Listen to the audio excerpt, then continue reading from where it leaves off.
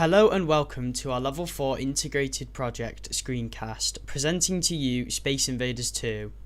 As a team of 5, we were challenged to create a game of our choice, using the base code for Space Invaders as our skeleton for our game.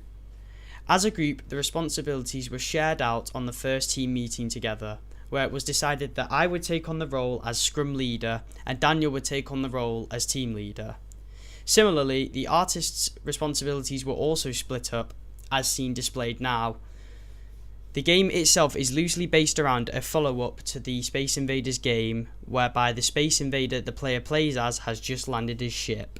Only to be surrounded by herds of zombies, the player walks from the bridge to the closest building. From the game menu, there are the options to edit the sound within the options.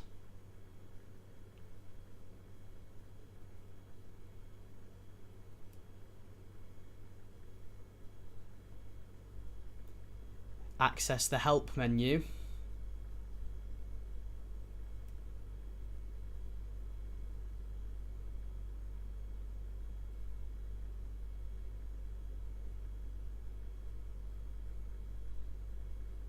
Check the leaderboards.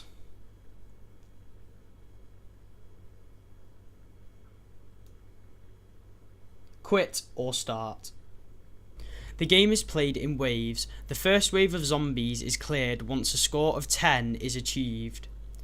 Wave 2 is completed after a score of 40 is achieved, and then the first boss fight will occur after a score of 75 is achieved. There are two types of zombies within Space Invaders 2. The plain zombie runs in a straight line down the scene until killed or until it reaches the bottom. The other type of zombie moves in a somewhat random direction and can fire out projectiles in a straight line. Zombies are one hit to kill, whereas the boss will require some more firepower. A simple power-up is made available to the player at the beginning of each wave. This gives them a much more powerful gun, but with limited ammo. Originally, as a group, we decided we wanted to make a futuristic top-down zombie shooter. It was during our research into individual mood boards that we had the idea to create a game based in the world of Space Invaders. We decided that we would stick to an art style, using blue neon within the environment and character art as much as possible. The zombies artwork was based around the idea that the planet the Space Invader has landed on is a futuristic version of Earth. In terms of gameplay design, we wanted the game to be fast-paced with a reasonably low skill level required to succeed.